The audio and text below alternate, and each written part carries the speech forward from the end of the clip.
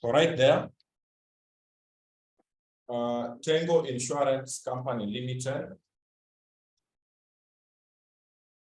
Tango Insurance Company statement of profit of loss for the year ended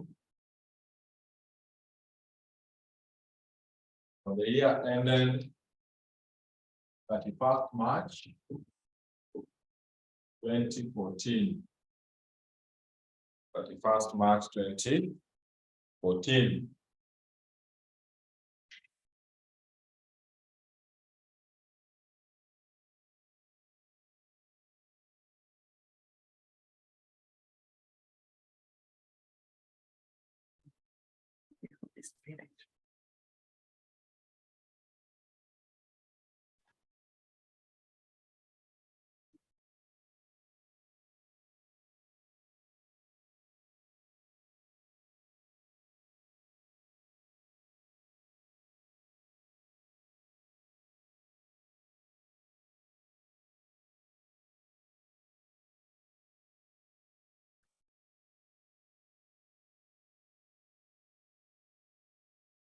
So now we are operating two columns, shillings and in thousands, or shillings and in thousands.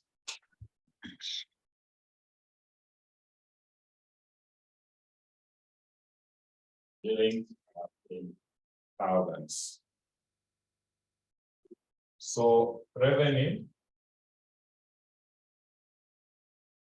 So you tell me the revenue we got from marine. You got marine and fire and marine. Marine and fire. So marine we got a net revenue of how much? 56. Fire. Fire we got the net revenue to P&L. The very last items in that account. That is before adding this. No, everything is down there. To P&L. Is 1040. Check out. 1040 and the other one? 1815. So add for me the two. Add the two. The two here comes to how much?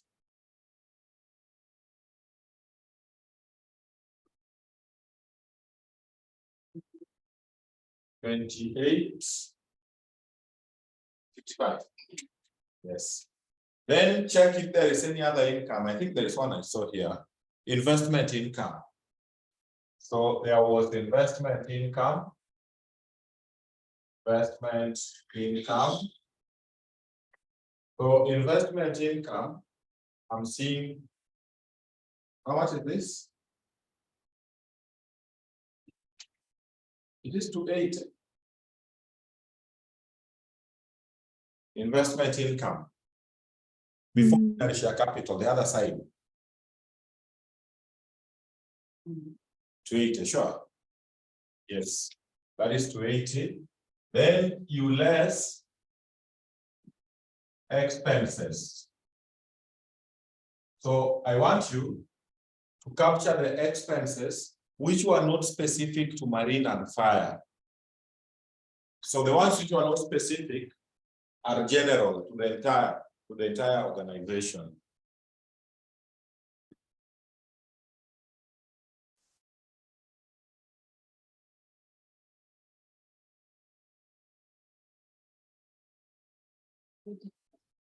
So there is audit fees, I agree. There is audit fees. Audit fees is how much? 240. Directors down there. Directors fees. Directors fees is 4. Depreciation. Depreciation is 90. 5. Our management was specific, we dealt with it.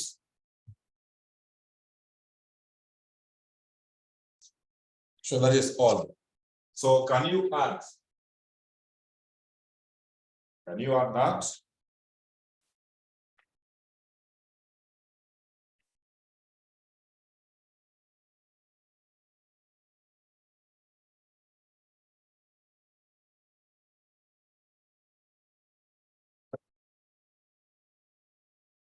In 40, you subtract to get profit before what? Profit before tax.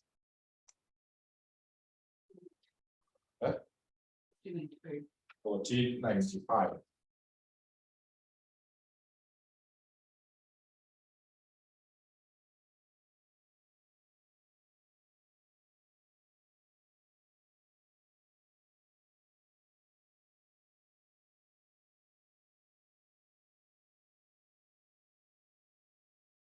Then we were told there is tax. Check note number 6. So you will less income tax 30%. So 30% of 1495.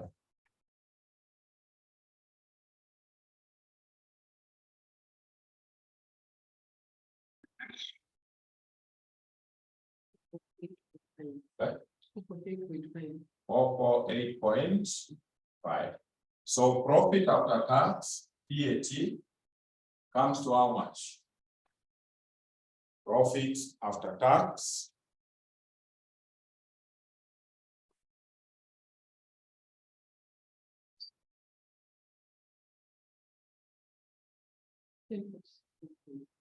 Then 1046.5. We are done. Unless someone has an issue, unless someone has a concern, that is the end of the statement of profit or loss. You have seen how we have connected it with the revenue account. Yes. So if there is no concern, allow me to go to the statement of financial position. So right there. No, dividends don't go to the P&L. Though the father wengine wakiweka, no issue. But dividends is a statement of changes in equity, which affects uko chini. So if there is no statement of changes in equity, like in this question, you go and factor it in the retained earnings account. Yeah, so there is no need of bringing it. Yeah, especially at this level. So like uko chini tunawafanyia mpaka uko mwisho. So right there, the name of the company, statement of financial position, as at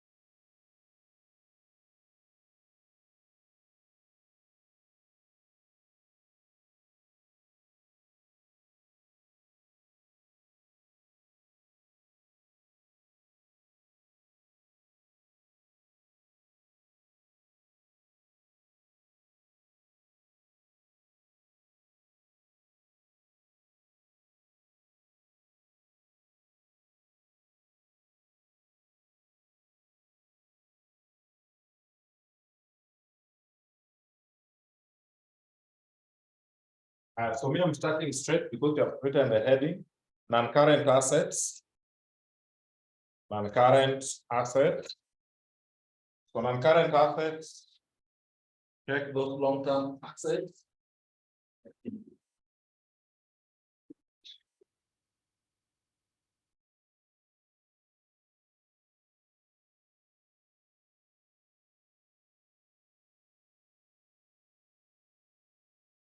So non-current assets, we have investment in shares. We have investment in shares. How much? 1,500 to the far end. We have freehold property.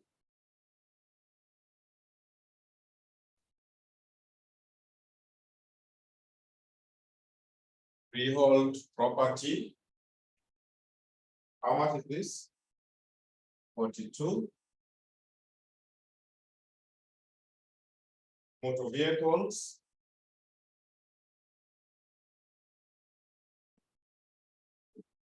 So motor vehicles, we have 35. Machinery and equipment.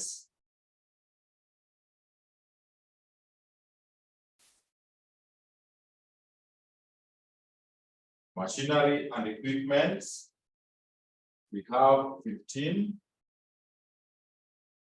Furniture. Furniture, 13. Add the total. I don't see anything else. Add for us that total.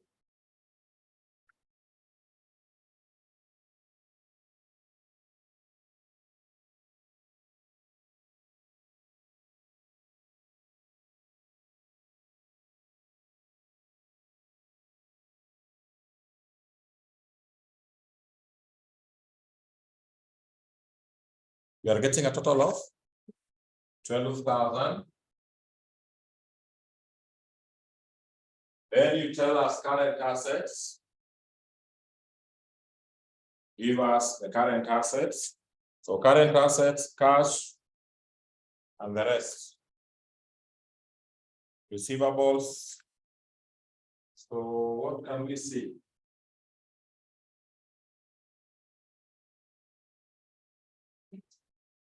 Your sundry debtors. So sundry debtors. That is how much? 730. Then bank balance. Bank balance. This is that one there.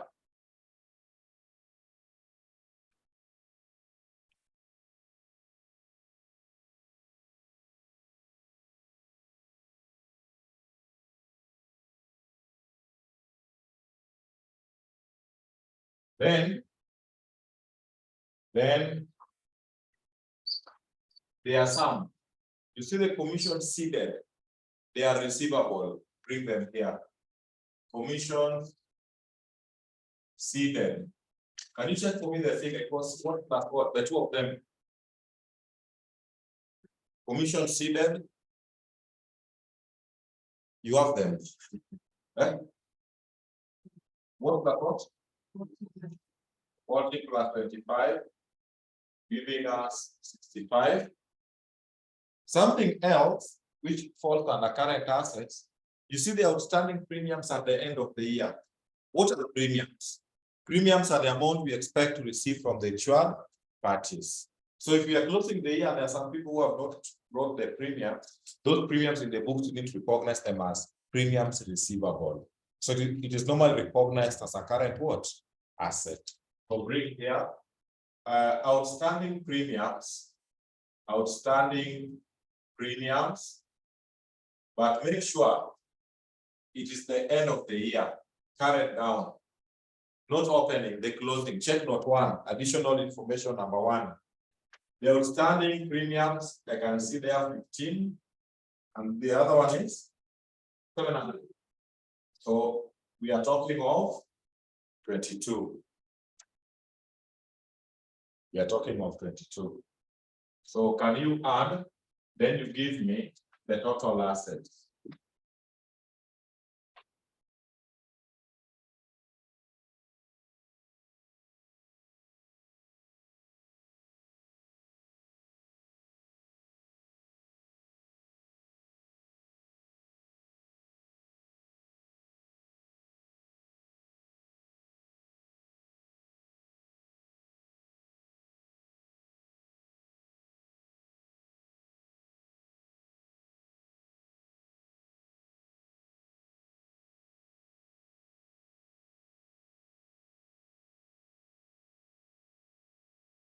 So current assets comes to how much?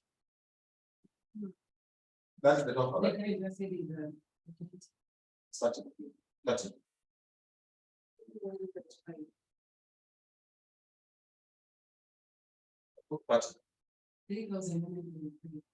So total 15.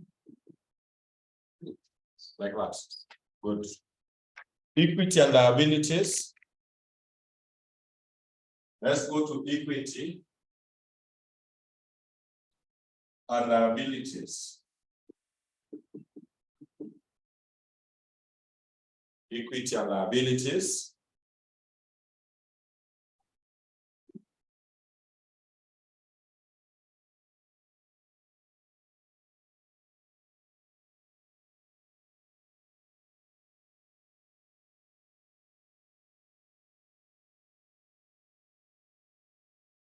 Ordinary share capital.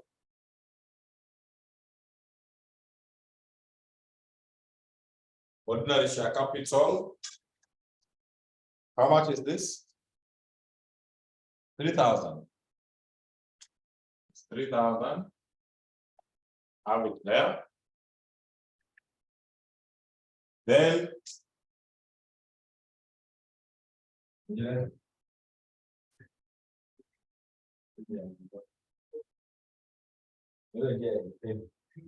Okay.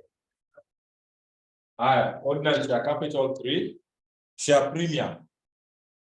Share premium. Share premium, we have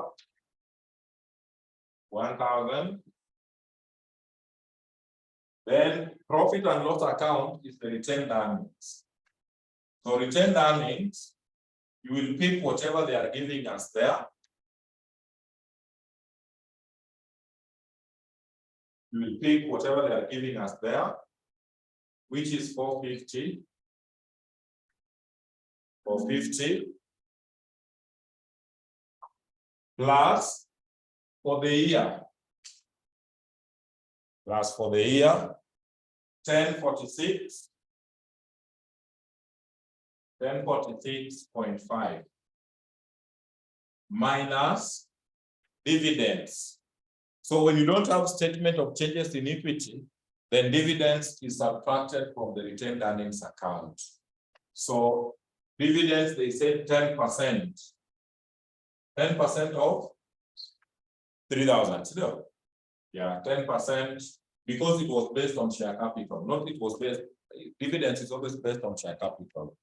So it is 10% of this. So take this plus this minus the proposed dividends.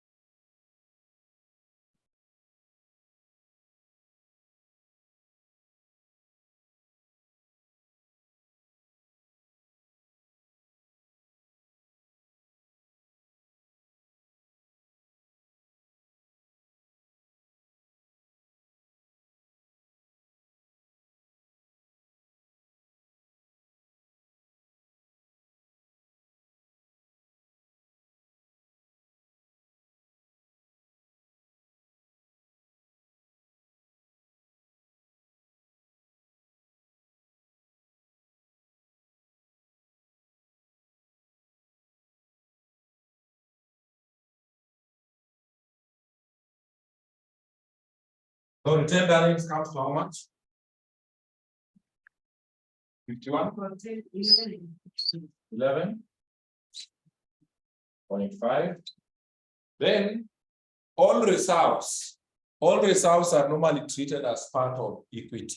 And one reserve we do have here, one of the person umeweka aside called reserve on expired risks. Unajua ile pesa umeweka aside. Should there be any unforeseen risks which can cater for it? To the extent it has not been utilized, you bring it here as part of equity. Because kama itatumika itakuwa reversed in the books. So you bring here reserve for unexpired risks.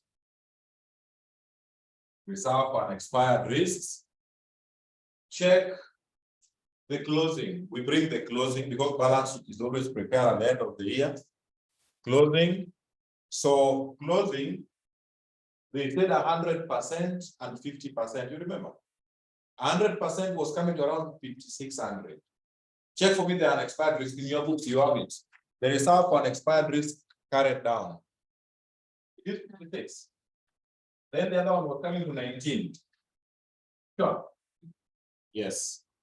If you check your revenue account before you go to claims somewhere there, you'd be able to see the reserves.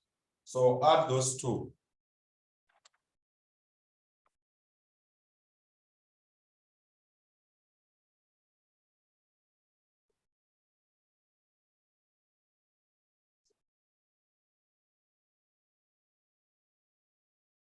Hmm? 7,500. Can you add equity?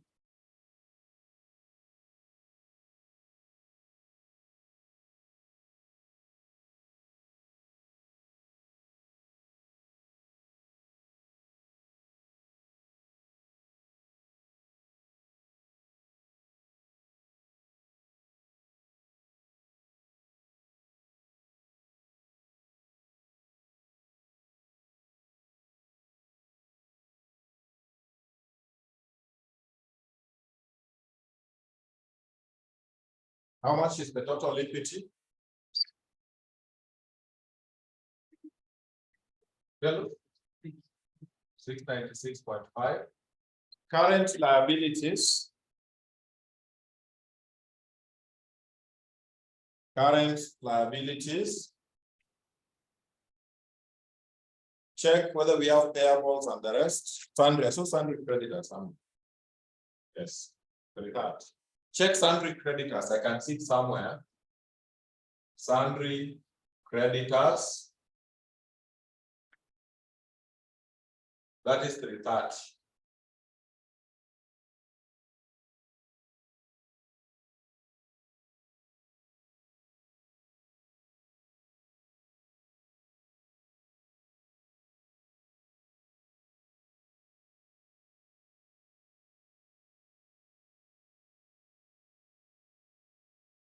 So what do you get?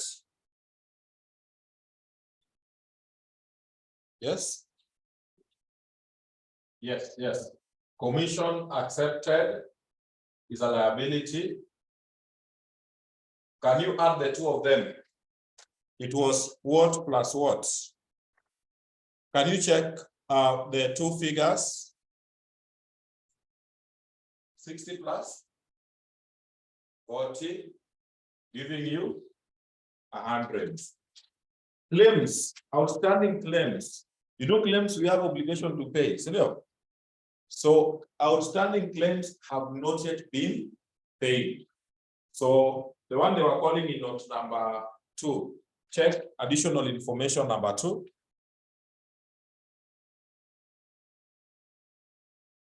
Check the additional information number 2.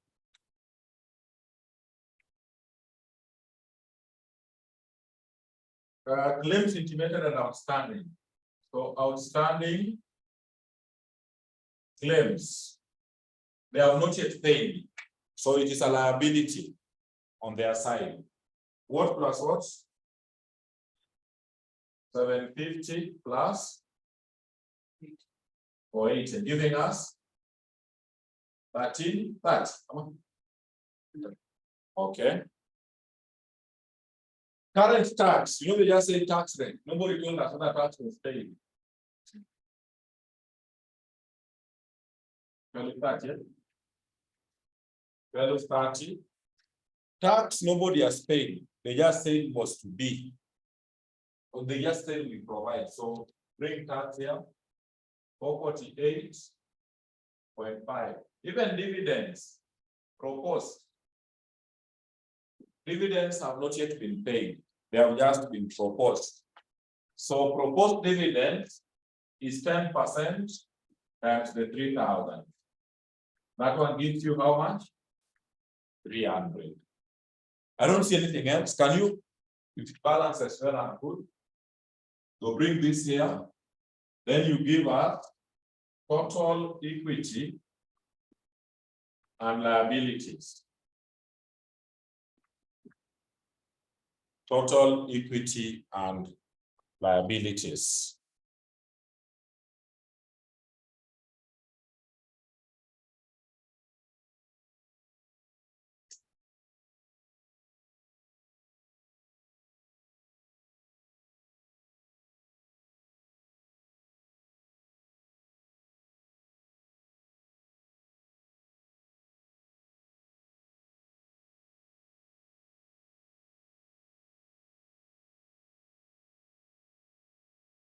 Will you believe it?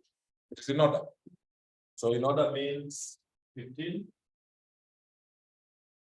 105.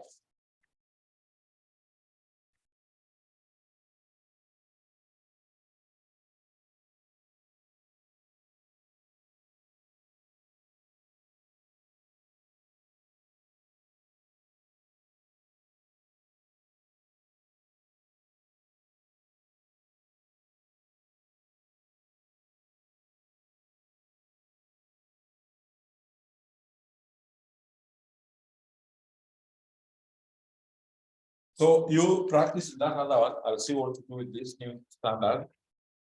For now, allow me to bring something in.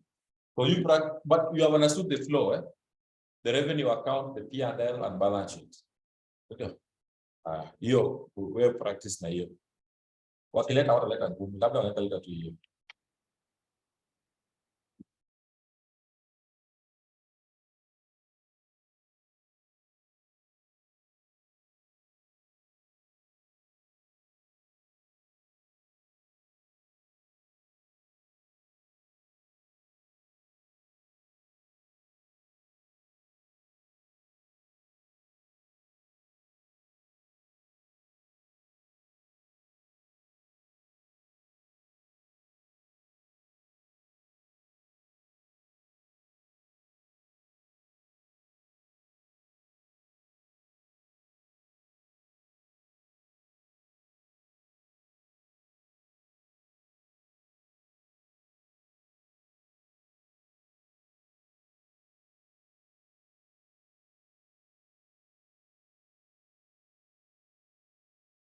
So I want to bring in a new topic.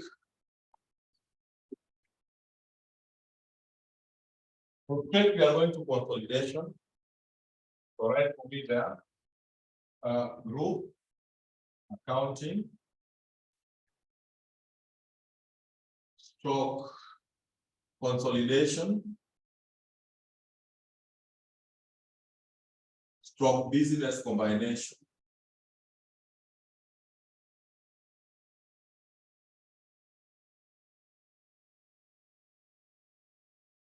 So the standards, the relevant standards, there is IS number 3, IFRS number 3, IFRS number 5, IS number 7, IFRS number 10, IFRS 11, IS number 21, IS number 27, and IS number 28 as the sheets.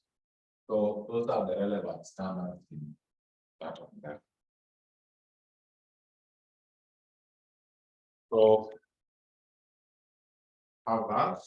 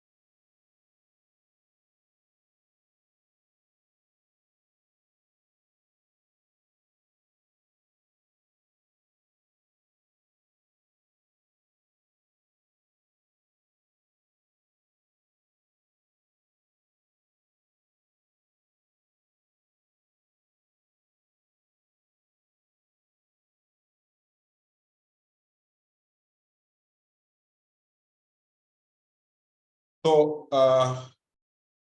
we all know, or you have already been told that that topic is what? Compulsory. So yeah, that topic is compulsory to an extent that in fact rarely, very rare, hiyo standard itakuwa 20, mostly inakujanga 40 marks. Itakuwa 40 marks. So you be very careful. Be very careful. So business combination, hiyo ndio waliweka na IFRS 3 na IAS number 3 zote pamoja. So what happens, let me just give you an overview because you're not new to this. Ulifanya huko section 3. It is divided into 5. Yes, that topic is divided into 5. 1, 2, 3, 4, 5. Then of the 5, they bring 2 questions in this order. Check here. It goes this way. There is what they call normal group. Normal group. I'll say what normal is. We have what is called foreign subsidiaries here. We have what is called discontinued operation. We have what is called step acquisition, and we have what is called cash flow. This is IS number 7. This one has no standard. IFRS number 5. IS number 21. This is general. Now, of these four, they normally select one of 20 marks. Then this one has its own number, 20. But sometimes they do skip hiyo ya mwisho, cash flow. Sometimes once in a blue moon inakosekana. Ile siku tu anataka kutusumbua, they don't bring cash flow. But 99% chances that they will always examine what? Cash flow. But of the 4 compulsory, of the 4, 1 must be examined. So normal means the question is not foreign. There's, let me bring you up at the answer.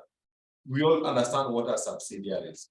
So foreign is whereby the acquirer company, which is the parent, is operating in a different land with the subsidiary. The parent is in Kenya, for example, a subsidiary is in where? Tanzania. So how do you bring the consolidated report? Discontinuation is whereby the parent has decided to sell off part or in totality the shareholdings in the subsidiary during the year. So how do you adjust before they sold and after?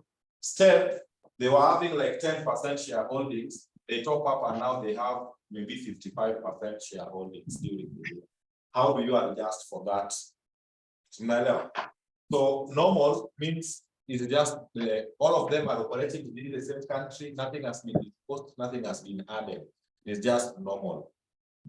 So of these 4 compulsory, they must bring 1. Then this one stands alone. If they omit this, fine, by bad luck. But under normal circumstances, it should be there. No.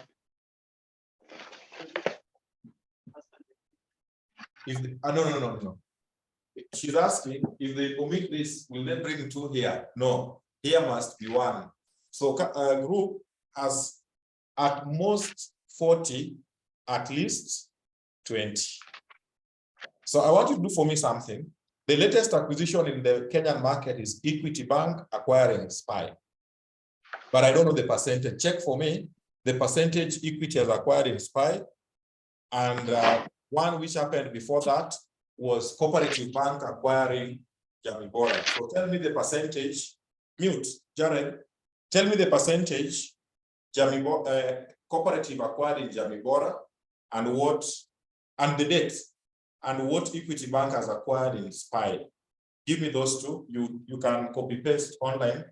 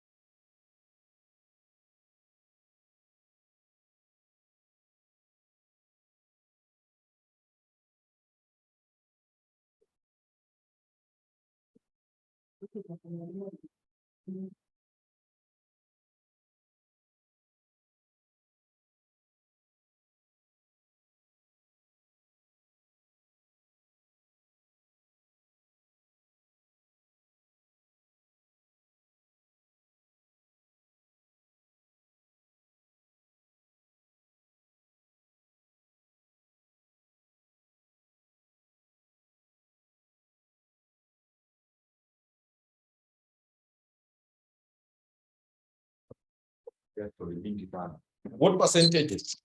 Lazima mmepata. Acha nione online kitu wameniambia. Online hakuna anzaka moja.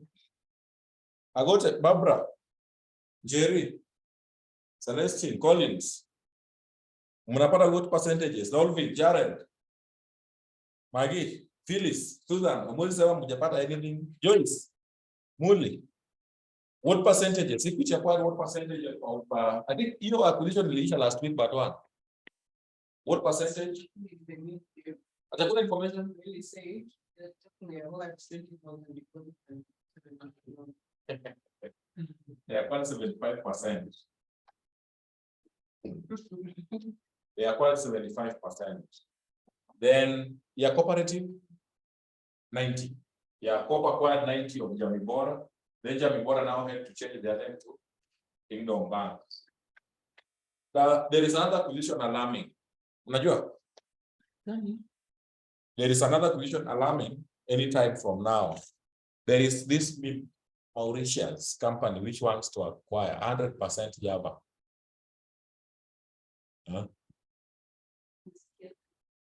Yes, they want to acquire 100%. And now the things are turning out to be very funny. You know, in 2015, Java was also to acquire KCA. Are you aware? 70%. Then KCA was a benefit when Jab was dissolved na wakaleta kitu kingine zinaitwa nini? Hii ya kuweka students in private universities, then they pay for them. So you need to say KCA. Otherwise, KCA is fact had given them leeway to sell off 70% to Java. But now Java again is going to be acquired. And the proposed amount is around 3 billion. I don't know why kidogo. So 3 billion ni kidogo sana na kampuni kama hiyo. 3 billion. I don't know kama 3 billion for goodwill or something. So now, when I go for which one? The Kingdom Bank and the cooperative. When cooperative now is during the year, kila mtu atajitengenezea vitabu zake. Cooperative will be preparing their own books. Kingdom Bank also prepares their own books. At the end of the year, it is the duty of Cooperative Bank now to combine its financial statement with those of Kingdom Bank to give us consolidated financial statements, which will be presented to the shareholders during the AGM. So ours will be, how do you combine those books? Right for me there. So siendi kwa deep introduction of group, kwenye muliachia ndio tutaanzia, kwenye muliachia huko section 3. So right there, the main objective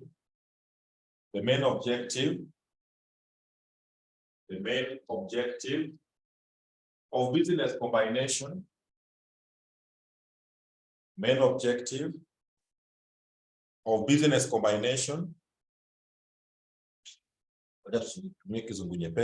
is to increase the economies of scale,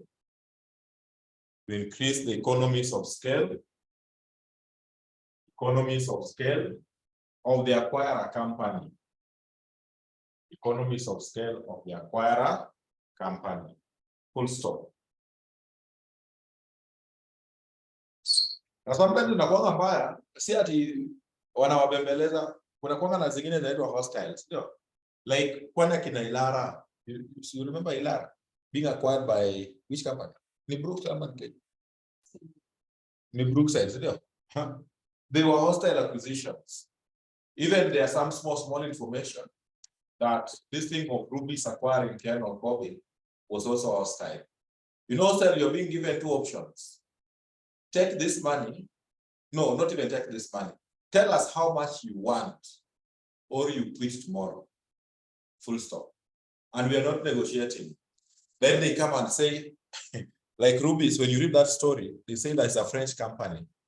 But when you go to unasemanga lifting the veil, when you lift the veil, unapata ni wajama tu hapa Westlands, they go and register a company there, then wanaweka mtu mwingine wanakuja ati ni the dynasty from abroad. Then, yes, of course. And that is what they do. So sometimes, and their main aim is just to increase the economies of what? Scale. The same thing they wanted to do through the Kenya Railways. They went to South Africa, then they pretended and came back. That now they're serious investors. Mpaka wanafunga ile kitu ya white. Let's proceed. Terminologies.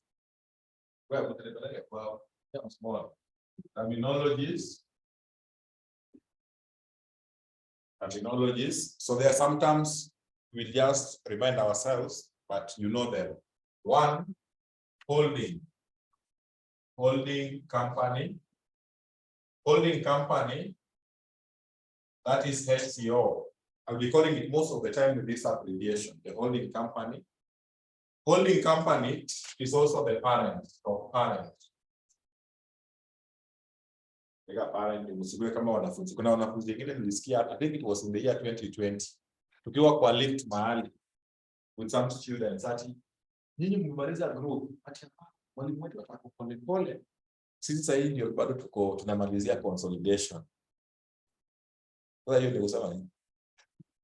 Ati wengine wa consolidation, wengine wanamalizia group. So parent also, the same as the is also the holding company.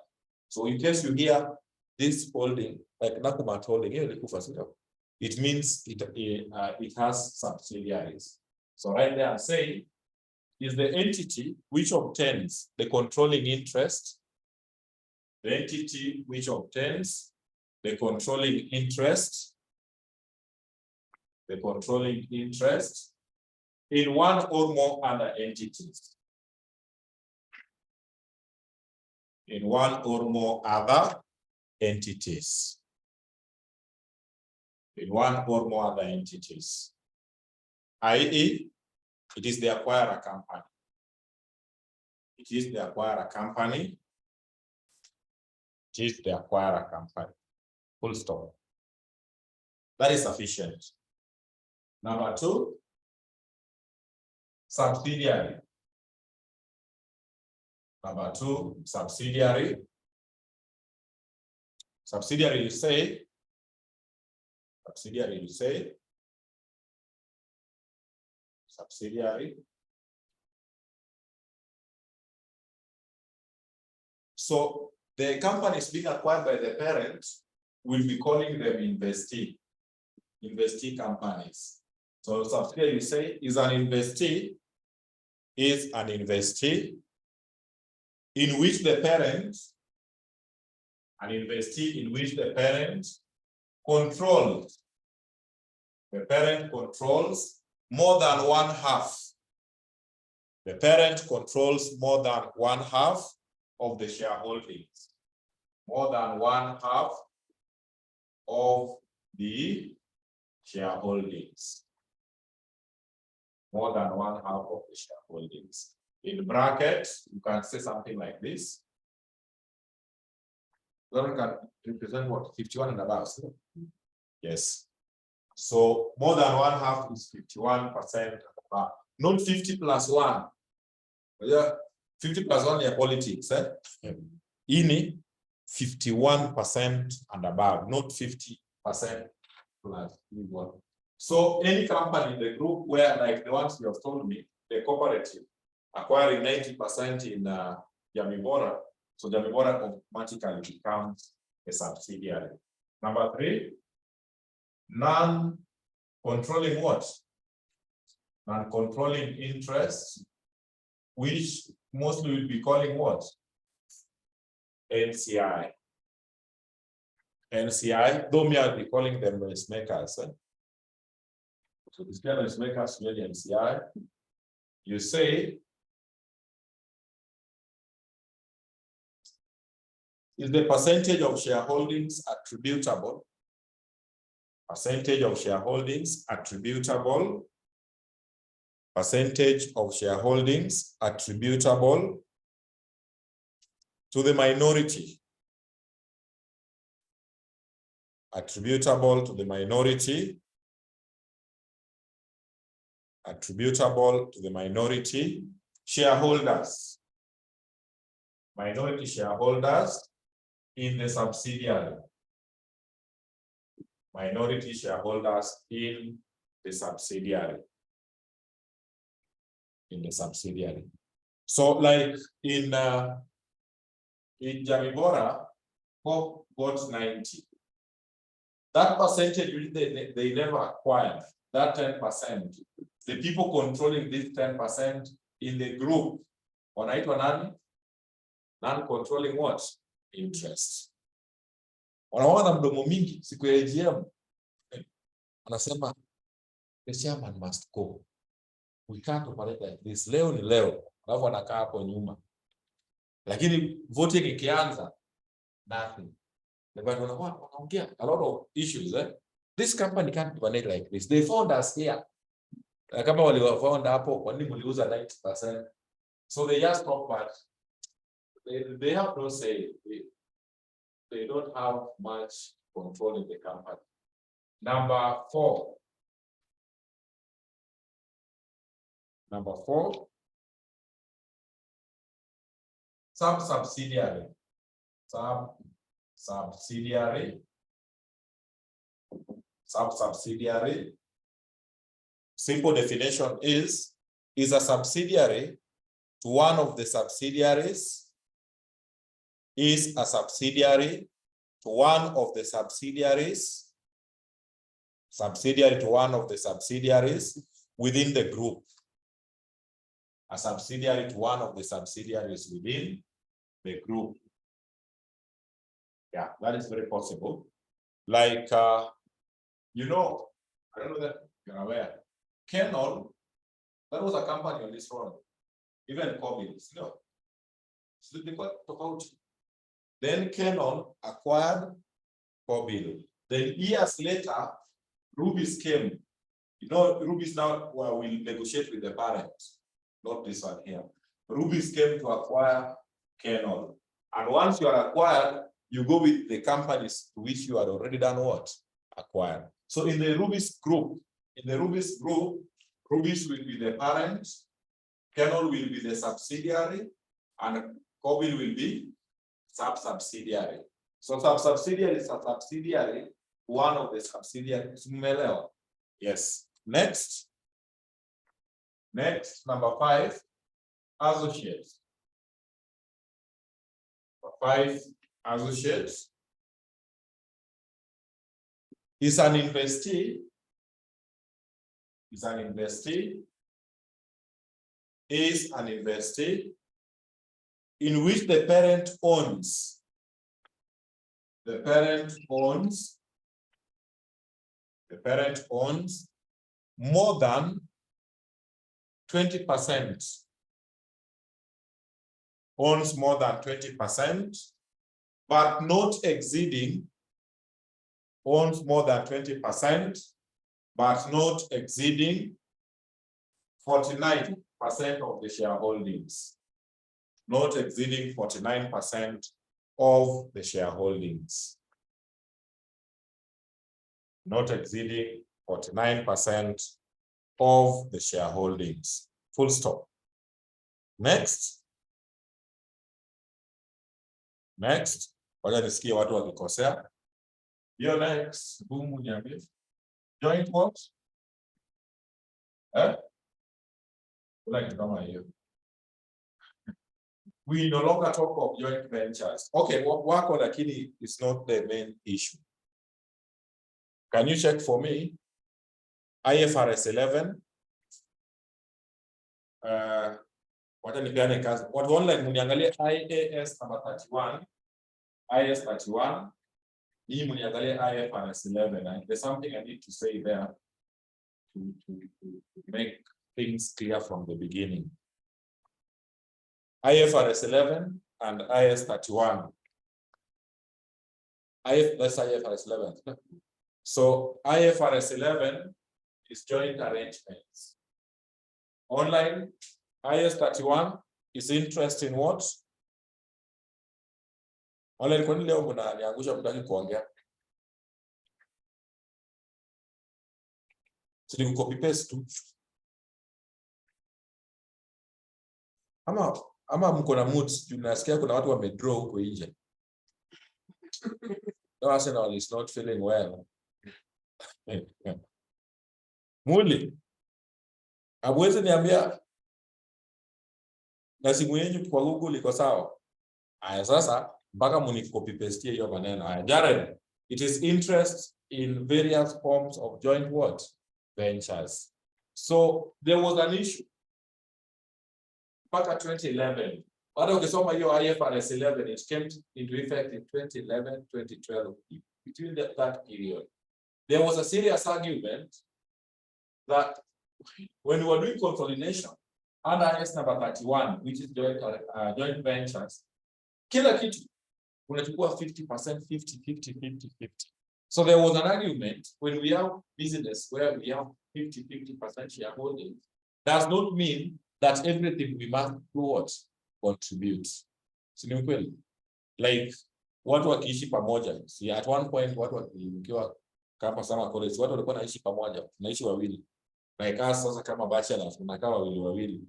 Ukikuja na ilikuwa gani? Ukikuja na sapa, huyo mwingine akikuja nafaa kuja na breakfast ya kesho. Lakini mimi tulikuwa na mwingine ukibeba sapa, yeye anakuja na lollipop na sweets mbili. So unashindwa yeye. So you find that even if we have 50% shareholding, wewe unaweza kuwa na gari, mimi niko na mchanga. That's still a joint venture. But you see, maybe they contribute kwa loan, na wewe uja contribute kwa mchanga. But we can do business together. You are both furniture, me are both the motor vehicles. So that standard became irrelevant in 2011. They replaced it with IFRS number 11. So we no longer talk of joint ventures, though joint venture is there, but it is an example of joint what? Arrangement. We have 3 of them. We will go into details. We have 3 forms of joint arrangements, where now joint venture is just an example. So, yeah, so in the new standard, you will not even see an example at the joint venture anymore. We talk of joint what? Arrangement. Joint arrangements. That is what we talk of right now. So joint arrangements, you say, at the end of the day, the investment too is an investee. Is an investee. Joyce yako ni mingi. Yani umeamua kunipea yote, nishike nichukue ile point yenye najisikia nayo. Sawa. Nimekubali. So is an investee in which the parent together with another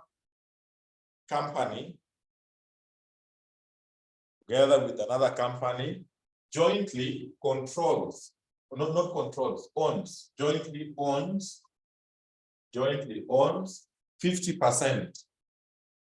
Jointly owns 50% each. Jointly owns 50% each. Atuongeze kizungu ingine, full stop. Number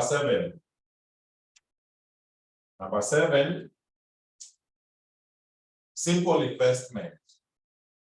Simple investment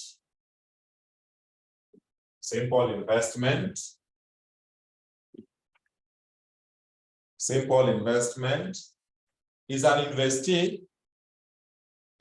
investee in which the parent owns more than 1%. The parent owns more than 1%, but not exceeding 19% of the shareholdings. 19% of the shareholdings. Full stop. Not exceeding 19%. 19% of the shareholdings. So so a company where you own more than 1% to 19, between this range, that is called simple investment. Now the question we have, hizi shares mko nazo kama Safaricom, mtu anaringa out share. Hata zifiki 1%. Hiyo hata haijatafutiwa jina kwa group, haina jina. So I don't know what we should call them. They don't have a name because there is also an argument that shareholdings should not have decimals. A share should be kama ni share full. So we don't have names for this. It's number 8. Group.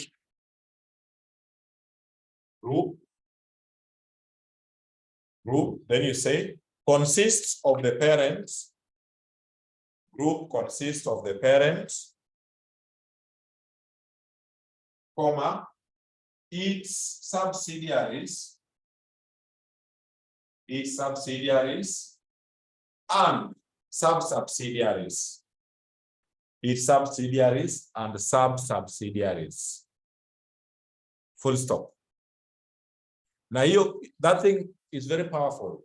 That definition of group. Ujiona nimesema group consists of parent, associate, joint arrangement, simple investment.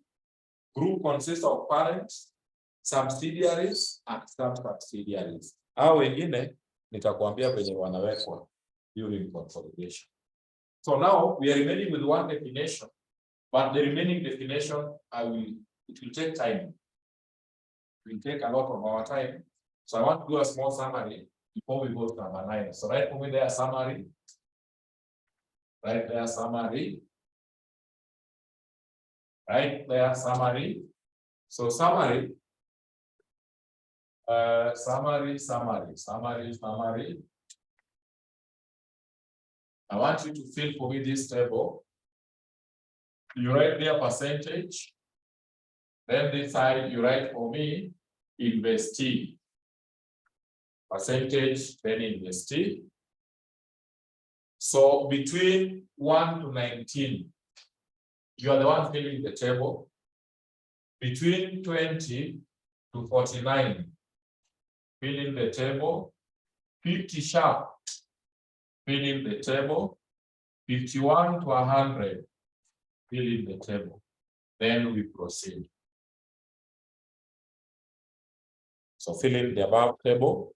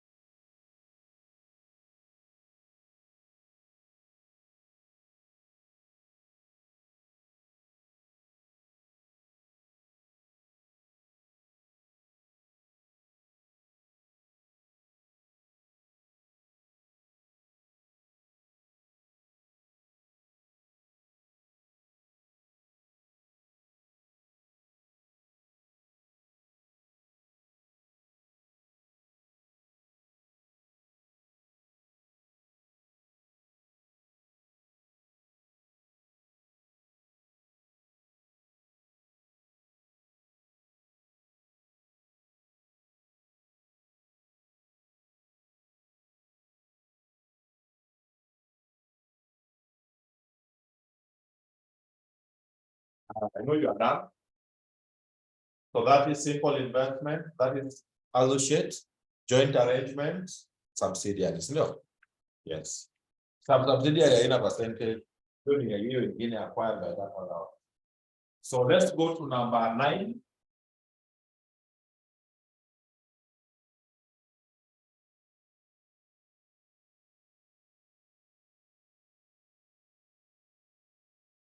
Let's go to number 9.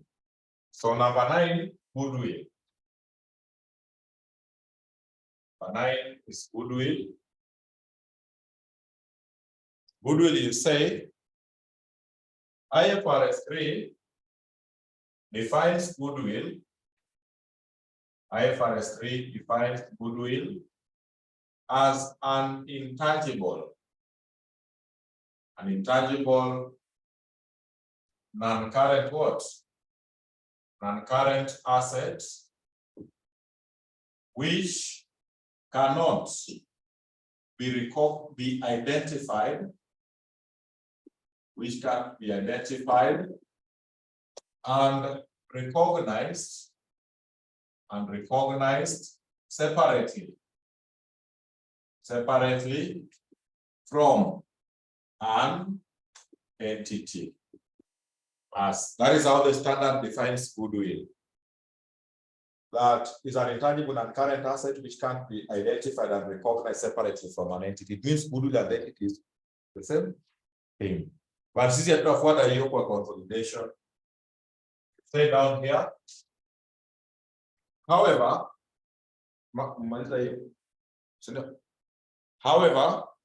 for consolidation purposes,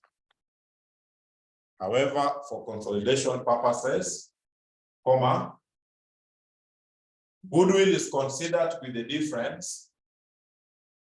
Goodwill is considered to be the difference.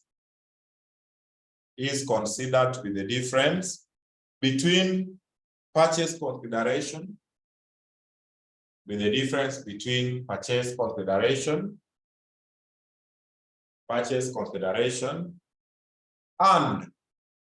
And share of net assets.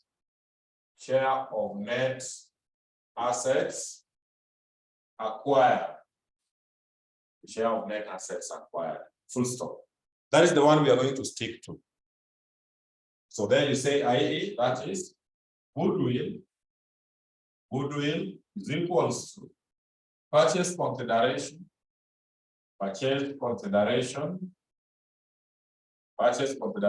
minus share of net assets acquired. Goodwill is very key in consolidation. So that is the formula we shall be using to calculate goodwill. It is the difference between purchase consideration and the share of net assets acquired. So the next question is, what is purchase consideration and what are share of net assets? So write for me down there where purchase consideration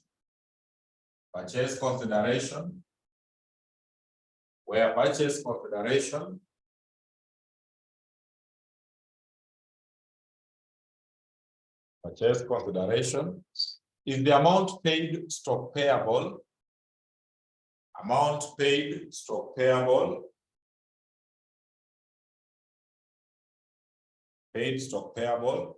To obtain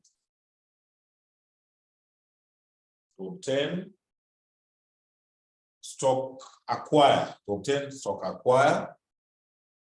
the interest in the investee company. To acquire the interest in the investee company. Full stop. Continuation. This may be in form of cash.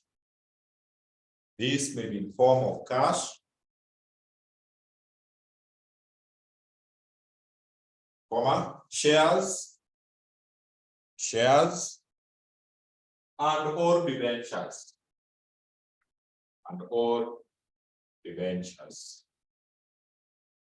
Full stop. So acquisition is simply the amount you are paying, to acquire the investee company. The amount you are paying, you can pay in form of cash, it can be in form of shares, or it can be in form of debentures, or all of them. So whatever you are paying in whichever form to obtain the interest in that company in group, that is what we call purchase consideration. Kama uko na space, hapo kwa purchase consideration, unaweza weka bracket. Ukipata example ameleka cost of investment, one and the same.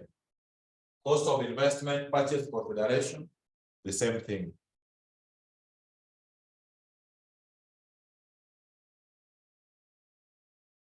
Net assets. No, not net assets, say that. Share. Share of net assets. Share of net assets is the percentage of shareholdings. Percentage of shareholdings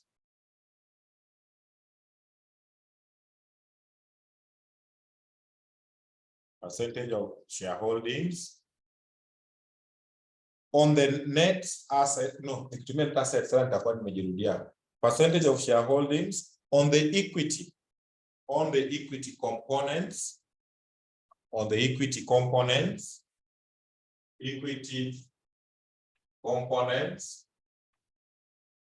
investee company, equity components of the investee company. Full stop.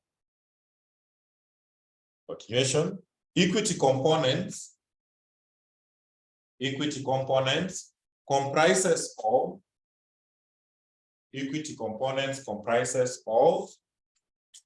ordinary share capital,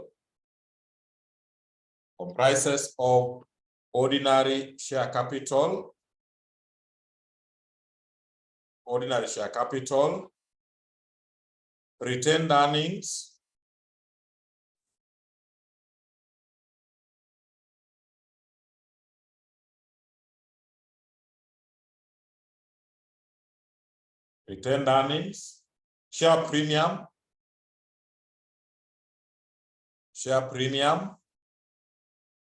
share premium, and all other reserves. Full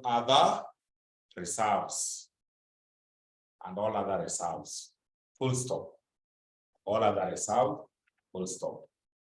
Now, a some of your share of net assets before we discuss.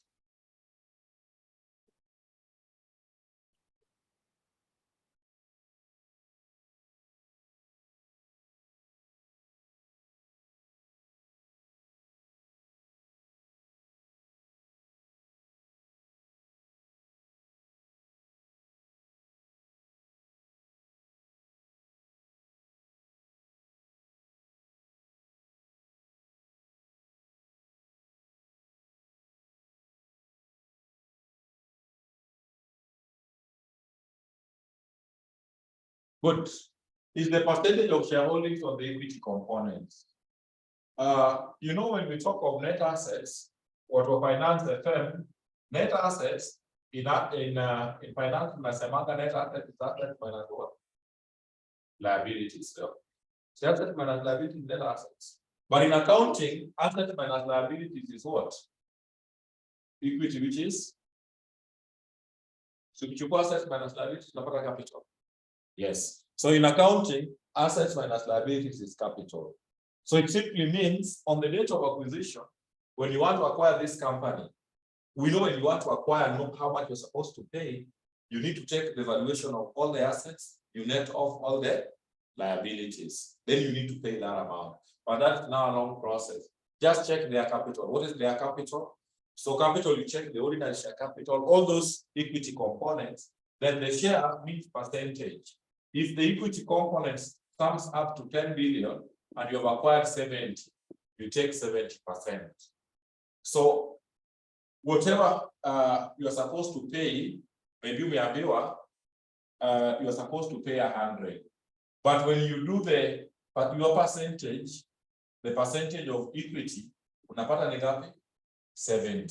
Ideally, you're supposed to compensate them the value of the net assets which you have acquired. Any amount over and above the net assets, these people are charging you what? They're charging you goodwill, even if they don't want to talk about it. So any amount over and above the net assets is goodwill. So goodwill is the purchase consideration, what you are paying, minus the percentage of the equity components which you have done what? Acquired. That is perfect. We proceed. Methods for determining goodwill. Methods for determining goodwill. Methods for determining goodwill. So goodwill is determined using two methods. Na mweke hapo na goodwill, unajua hakuna swali ya group haina goodwill, all of them. And now that group must come, it means goodwill must be there. So Kasneb realized that students wanapita, goodwill ikipita hapa, students wanapita huku. Nowadays nakujanga, kwa hizo swali za group, required Roman 1, calculate goodwill. So hakuna kuhepa. Mkihepa ni ile tu clean. So methods for determining goodwill, we have two of them. One, we have what is called the partial goodwill method. Partial goodwill method. Then number two, we have the full goodwill method, popularly known as the fair value method. Those two. Examiner anakuambia hata yenye unatumia. Yeye atakuacha tu na swali. Wewe uone yenye nzuri. Na sisi tunatumia yenye unajisikia. Yes, how it is framed. You should know which one to pick. Okay, now, student. Let's start with partial method.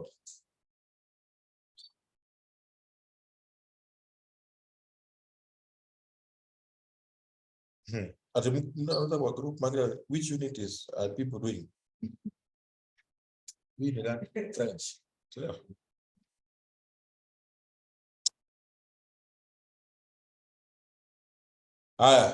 Partial, you say, goodwill arising on acquisition. Goodwill arising on acquisition. Goodwill arising on acquisition. Is that attributable? Is that attributable to the parent company only? That attributable to the parent company only. The parent company only, i.e.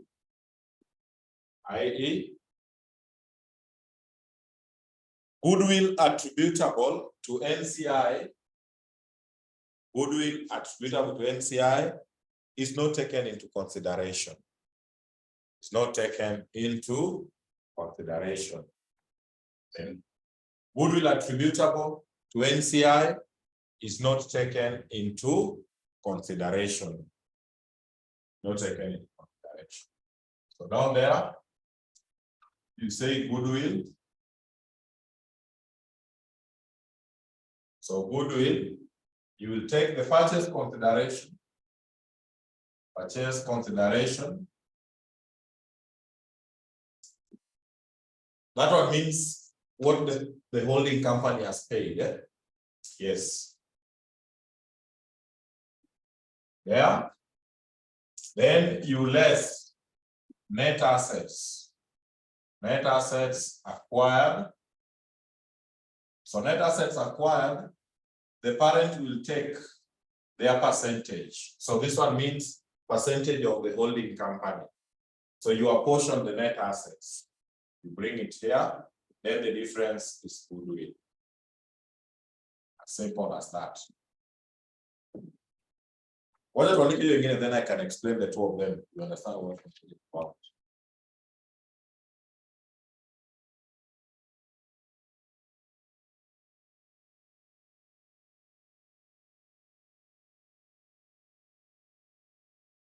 Now, write for me number two, then we explain them at one. Full goodwill method. Full goodwill method.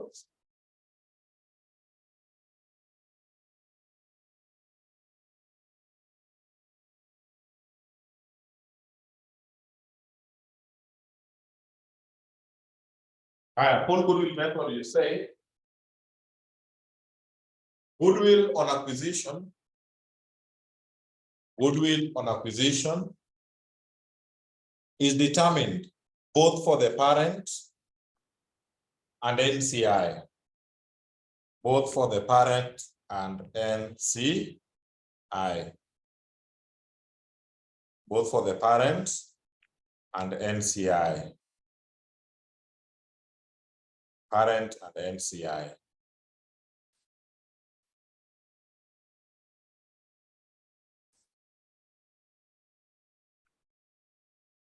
Full stop. Full stop. Down there, you say goodwill. Goodwill will be the purchase consideration. Please allow me to respond to this. You can relax out the dog 1 minute.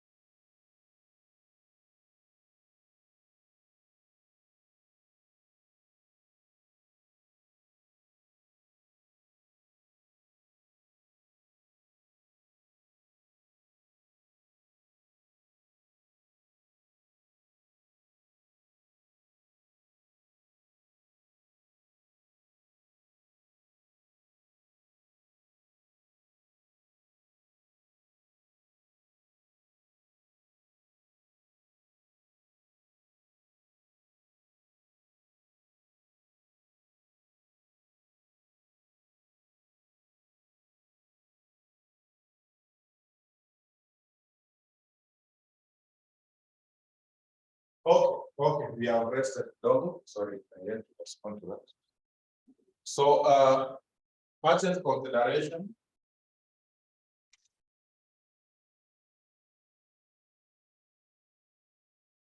For the holding company, then fair value, you bring fair value of the racemakers here. What are the fix? Less net assets acquired. You don't apportion, you take in full. The difference is goodwill. The difference is goodwill, like that.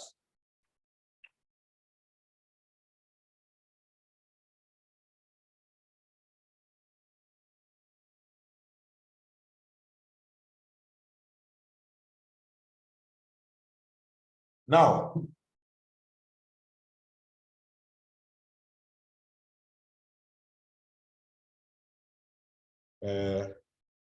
allow me to expound on that, how it happens. Because examiner on August teach, they will not even tell you which method. Sitting, because good will kill a man. I will check formula sitting even before I explain. You tell me which method you were supposed to use from what we have just said, even without discussing. Group was question 3. So check for me question 3, additional information number 3.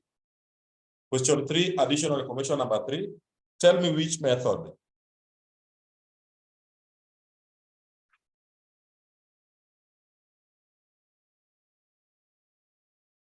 The full, yes. You are supposed to use full method. Why? I'm going to mention.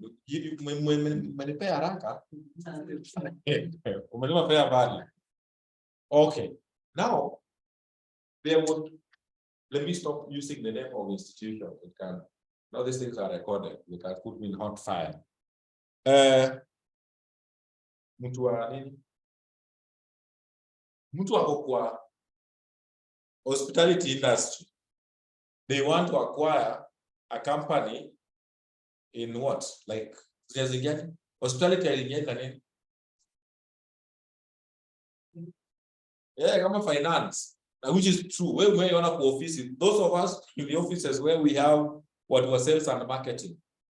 So we have sales and marketing are more or less of hospitality.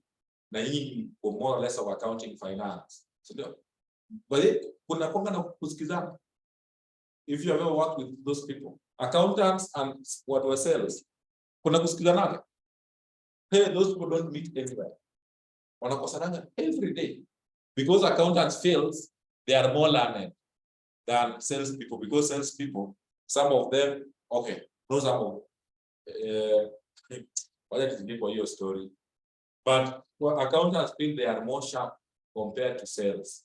Then what was sales, wanasemanga they are the, you remember how we defined commerce those days? Commerce was being defined as trade and aid to do what? To trade.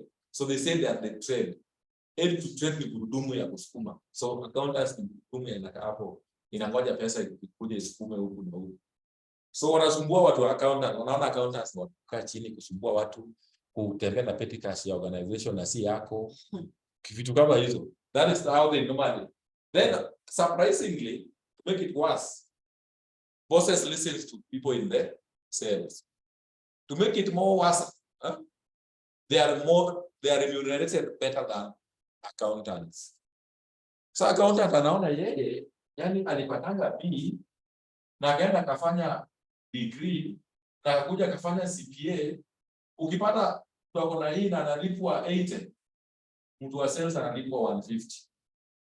Na wakujangi job, wakuji kwa ofisi, wanakaa kwa nyumba, wanatuma WhatsApp ati I'm in this job. Then wanakuja kwa ofisi on Friday, wanavaa heels na makeup na kizungu mingi, unajua wanakuwa na kizungu kingine ya then ukiwachokoza wanaenda kwa boss, then boss anaenda kukua na meeting na wao hapo at cafe, unabaki hapo kwa struggle. Now what we were saying, a company in hospitality acquiring a finance company, hizo vitu haziingiani vizuri, but they have the money. So what they can do, wanasema hivi, we are acquiring you but we are leaving for you 10%. Tunajua hamna kitu, yani ile mnasemanga mmebebwa, hamna kitu, lakini mwachia 10%. But any goodwill we want to assess, that one will go to the parent, because ni hamna hiyo shares zenu, they are worthless, they have no market value. So in that case, NCI fine watabaki, but their shares are worthless. Goodwill will not go to them. So parent just checks how much they have invested, then they take the percentage of their shareholdings they determine. So the entire goodwill goes to the parent. But there is a situation whereby the parent has done the acquisition, but the minority, kama hiyo ya Jamii Bora and Co, hiyo 10% unapata kwa stock market, it has what? A value. Iko na value. So kama iko na value, which you are calling the fair value, these people, the minority, they had an option of selling off those shares. You see, so wangepea watu wachukue, but they decided not to do what? To sell. So in quotes, hakuna pesa wanaleta liquid, but hiyo shares yao ni kama the cost of what? Investment. So parents, you wanna invest, but minority, ile fair value of their shares will stand for their investment. Tunaelewana? So when you're computing goodwill, you tell us how much the parent paid, but minority, the fair value, their fair value of their shares is what is considered to be their investment. So you want it with that of the parent. Then now, the name full came from adding parent and minority. So you don't apportion the net worth assets. Because alama? Yes. So fine, we proceed. You say, however, na wachana mambo ya however, hiyo ni story mingi. For the full method to be applicable,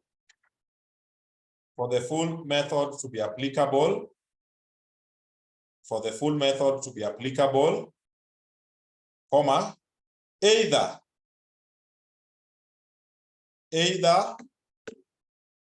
of the following conditions must exist. Not may, but must. Either of the following conditions must exist. Must exist. Either of the following conditions must exist. Number one, NCI must be stated at their fair value. Must be stated at their fair value on the date of acquisition. At their fair value on the date of acquisition. On the date of acquisition. Or number 2, the ordinary shares of the subsidiary,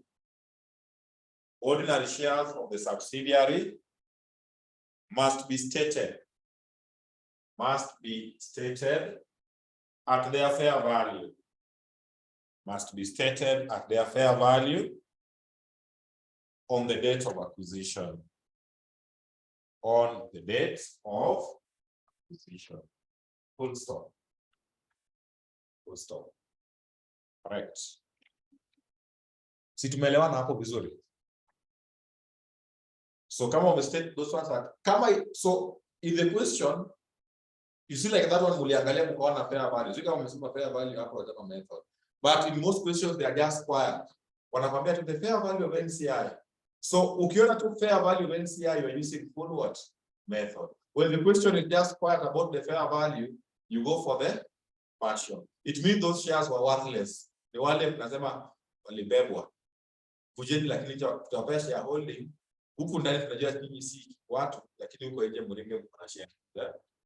Down there, subtopic.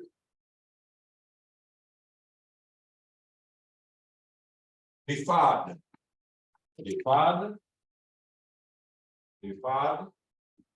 stroke, and contingent considerations. Deferred and contingent considerations.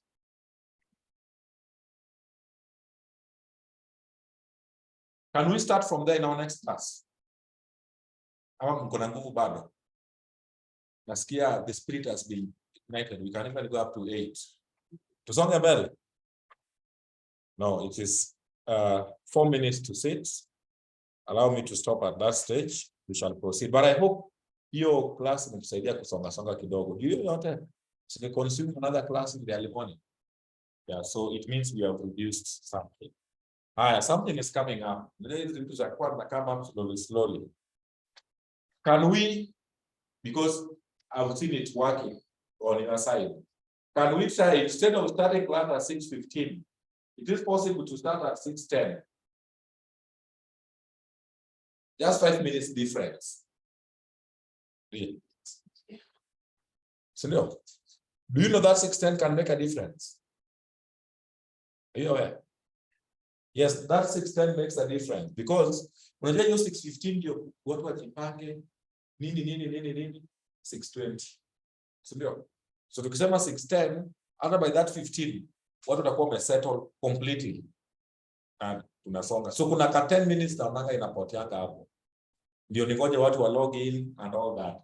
So make sure by 6:10 you are logged in, then we kick off.